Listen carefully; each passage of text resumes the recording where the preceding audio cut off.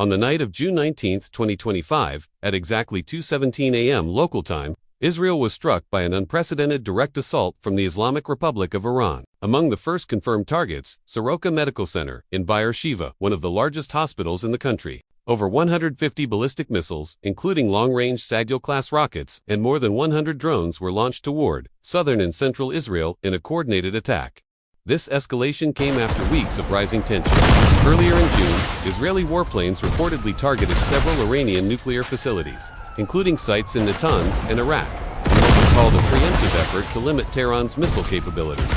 Iranian leadership warned that retaliation was imminent, and they followed through with what military analysts now describe as the most extensive missile strike against Israel in history. As sirens echoed across cities including Beersheba, Tel Aviv, Holon, and Ramat Gan, thousands of civilians rushed to shelters. Emergency services, including Magen, David, Adam, and Israel's Homefront Command, were activated nationwide. At Soroka Hospital, staff had preemptively evacuated upper floors and critical wings just hours before the strike.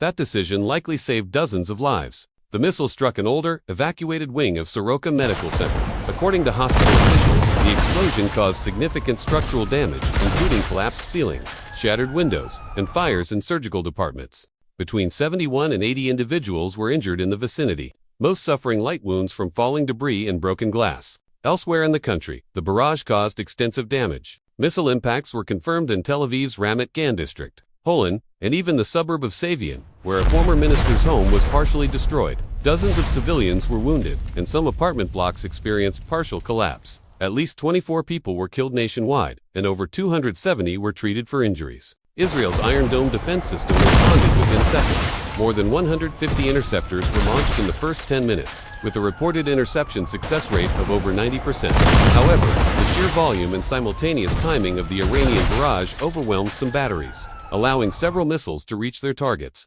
Military experts have also confirmed the use of cluster munitions by Iran during this attack, scattering hundreds of unexploded bomblets across urban areas. The Israeli Homefront Command issued immediate warnings to civilians not to approach suspicious debris. Inside Soroka Hospital, chaos unfolded. Nurses and doctors treated waves of injured people while continuing emergency operations in the damaged facility. One nurse described the situation as feeling like the walls were closing in. Smoke, fire, blood, all at once. Despite the damage, the hospital remained operational, thanks to swift internal evacuation procedures earlier that day. At dawn, Israel launched a retaliatory strike.